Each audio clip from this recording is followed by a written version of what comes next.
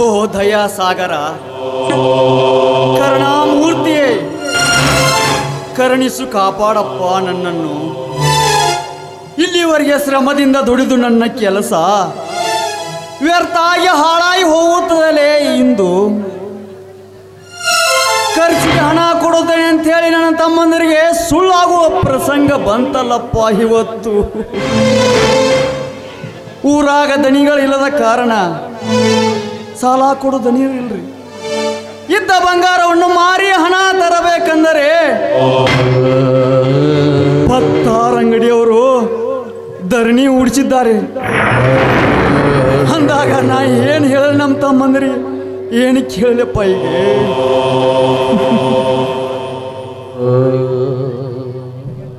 ಅಲ್ಲ ಯಾಕಣ್ಣ ಏನು ಮನಸ್ಸಿಗೆ ಯಾಕೋ ತಪ್ಪ ಮಾಡ್ಕೋತಾ ಇದೆಯಲ್ಲ, ಏನಾಯ್ತಣ್ಣ? ಏನಿಲ್ಲ ಶಂಕರ್, ಬಂದೆಪ್ಪ. ತಮ್ಮಂದಿರು ರೆಡಿ ಆಗಿದ್ದಾರಣ್ಣಪ್ಪ. ರೆಡಿ ಆಗಿದ್ದಾರಣ್ಣ, ಬಂದ್ರು.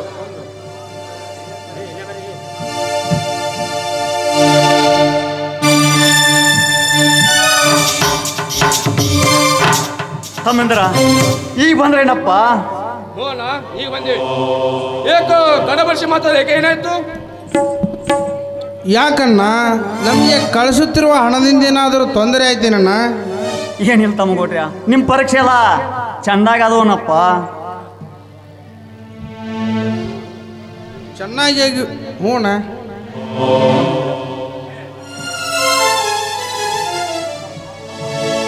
ತಮ್ಮ ಆ ಮಾತು ಯಾಕೆ ಆಡಾಕತ್ತೀರಿಪ್ಪ? ಈಗ ನಾ ಮಾಡಬೇಕಾದ ಕರ್ತವ್ಯ ಒಂದು ಚಿಕ್ಕಿ ತರದಂಗೆ ಮಾಡ್ರಿಪ್ಪ ತಮ್ಗೊಡ್ರ. ನನ್ನ ಜೀವ ಆದ್ರೂ ತ್ಯಾಗ ಮಾಡಿ ಯಾರ್ದಾರ ಮನೆಯಾಗ ಜೀತ ಇದು ದುಡ್ದು ನಿಮ್ಮನ್ನು ಓಸು ಸಲ ನನ್ನದು. ಆದ್ರೆ ನೀವೇನು ತಪ್ಪು ತಿಳಿಬೇಡ್ರಿ ತಮ್ಮ, ತಿಳಿಬೇಡ್ರಿ. ಇಲ್ಲಣ್ಣ, ನಾವೆಲ್ಲರೂ ದೊಡ್ಡ ವಿದ್ಯಾಭ್ಯಾಸದಲ್ಲಿ ಓದುವುದೆಂದರೆ ಈಗಿನ ಕಾಲದಲ್ಲಿ ಅಸಾಧ್ಯವಣ್ಣ. ನಾವೆಲ್ಲರೂ ಸೇರಿ ನಿಮ್ಮ ಜೀವಕ್ಕೆ ಏನಾದರೂ ತೊಂದರೆ ಮಾಡಿದರೆ ನಮ್ಮ ಸಾಧನೆ ಆದರೂ ಏನಣ್ಣ? ಬೇಡ, ತಮ್ಮಂದಿರಷ್ಟೇ ಓದಲಿ. ನಾನು ನಿಮ್ಮೊಡನೆ ದುಡಿದು ಹಣ ಸಂಪಾದನೆ ಮಾಡುತ್ತೇನೆ. ಶಂಕರ್, ಇದೇ ಮಾತು ಇನ್ನೊಂದು ಸಾರಿ ಆಡಿದರೆ ನಿನ್ನ ಪರಿಣಾಮ ಎಟ್ಟಗಾಗುತ್ತದೆ ತಮ್ಮ. ಮೊದಲಿಗೆ ನೀನು ಓದು ತಮ್ಮ, ಆಮೇಲೆ ತಮ್ಮಂದರು ಓದಬೇಕು. ನನ್ನ ಸರ್ವ ಆಸ್ತಿ ಮತ್ತೊಬ್ಬರ ಸಂತೆ ಆದರೂ ಚಿಂತಿಲ್ಲ.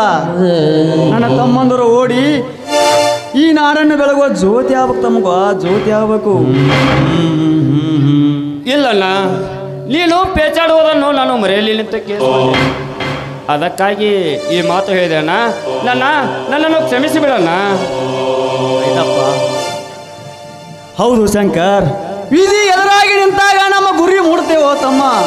ತಮ್ಮ, ನಾನು ಒಂದು ತಪ್ಪು ಮಾಡಿದ್ದೀನಿ, ಅದನ್ನು ನೀವು ಒಪ್ಪುತ್ತೀರಾ? ಅಣ್ಣ, ಏನನ್ನ ನೀನು ಮಾಡುವ ಅಂತ ತಪ್ಪು? ನಿನ್ನ ಜೀವನ ತಪ್ಪೇಳಿದಿರುವಾಗ ಅದ್ಯಾವ ಸಿದ್ಧಿ ನಿನ್ನ ಹೆಗಲಿರುತ್ತಾನ? ಹೌದಣ್ಣ, ಒಂದೇ ಬಳ್ಳಿಯ ಕಾಯಿಯಲ್ಲಿ ಸಿಹಿ ಕೈ ಇರಲಾರ್ದವು, ಭಿನ್ನ ಭೇದ ಕೂಡ ಇರಲಾರ್ದು ಅಂದಾಗ ಆ ಬಳ್ಳಿಯ ಕಾಂಡವಾದ ನಿಮಗೆ ಪೆಟ್ಟು ಬಿದ್ದರೆ ಕಾಯಿಯಾದ ನಾವು ಹೇಗೆ ಉಳಿಯುವುದನ್ನ? ಹೇಗೆ ತಮ್ಮಂದಿರ, ನೀವು ಪ್ರಾಮಾಣಿಕವಾಗಿ ಹೇಳ್ತಾನೆ ಅಂದ್ರೆ ಮಾತ್ರ ಹೇಳ್ತಾನೆ ತಮ್ಮ. ಅಣ್ಣ, ನಿನ್ನ ಮಾತನ್ನು ಕಡೆಗಣಿಸಿದರೆ ಆ ಮಾರುತೇಶ್ವರ ಮೇಲೆ ಆಣೆ.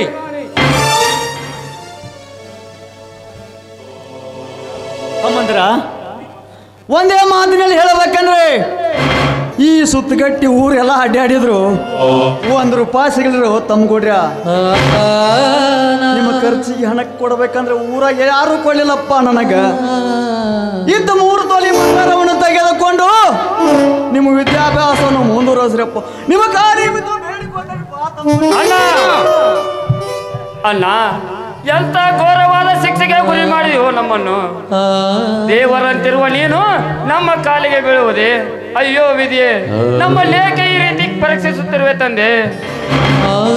ಅಣ್ಣ, ಮಾಡಿದ ಪಾಪ ಮಹಾಕೂಟದಲ್ಲಿ ಕಳೆಯುತ್ತಾರೆ, ಕೂಡಿದ ಪಾಪ ಕೂಡಲ ಸಂಗಮದಲ್ಲಿ ಕಳೆಯುತ್ತಾರೆ. ಆದರೆ ನಿಮ್ಮಿಂದ ಕಾಲು ಹಿಡಿಸಿಕೊಂಡ ಪಾಪ ನಾವೆಲ್ಲಿ ಕಳೆಯೋಣ? ನಾವೆಲ್ಲಿ ಕಳೆಯೋಣ?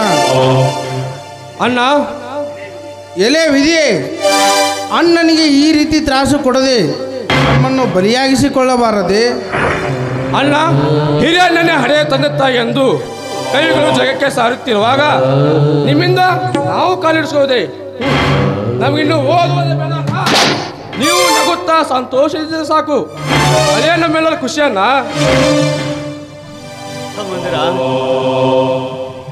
ನೀವೆಲ್ಲರೂ ನನ್ನ ಮಾತು ತೆಗೆದು ಹಾಕಿದರೆ ಇದು ಹಿರಿಯ ನನ್ನ ಆಜ್ಞೆ ಹಾಗೂ ನನ್ನ ಮಾರುತೇಶ್ವರ ಆಣೆ ತೆಗೆದುಕೊಡ್ರಿಯಪ್ಪ ಇವು 3 ತೊಲೆ ಬಂಗಾರವನ್ನು. ಇದು ನನ್ನ ಆಣೆ ತಂದ್ಕೊಡ್ರಿಯ.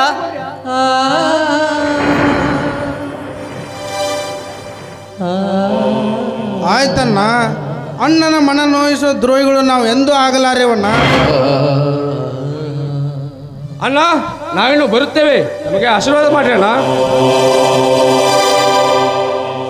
ಎದ್ದೇಳಿ ಸೋದರೇ, ಎದ್ದೇಳ್ರಿ.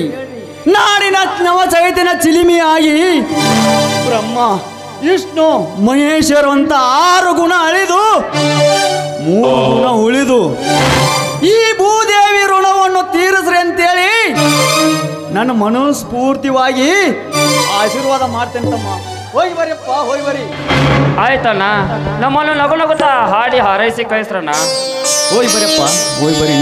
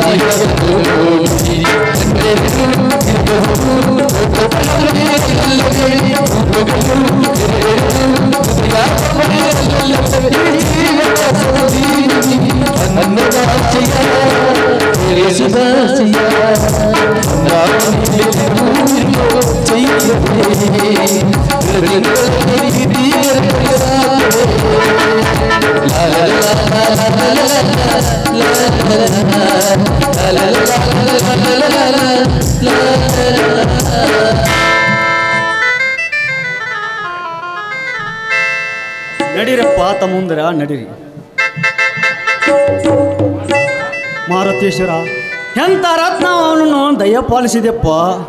ಇಂಥ ರತ್ನವನ್ನು ಎಲ್ಲ ಬಂಧುಗಳಿಗೆ ತಮ್ಮಂದರನ್ನು ಕೊಟ್ಟು ದಯಪಾಲಿಸಪ್ಪ ಅಂತೇಳಿ ಬೇಡಿಕೊಳ್ಳುತ್ತೇನೆಪ್ಪ, ಬೇಡಿಕೊಳ್ಳುತ್ತೇನೆ.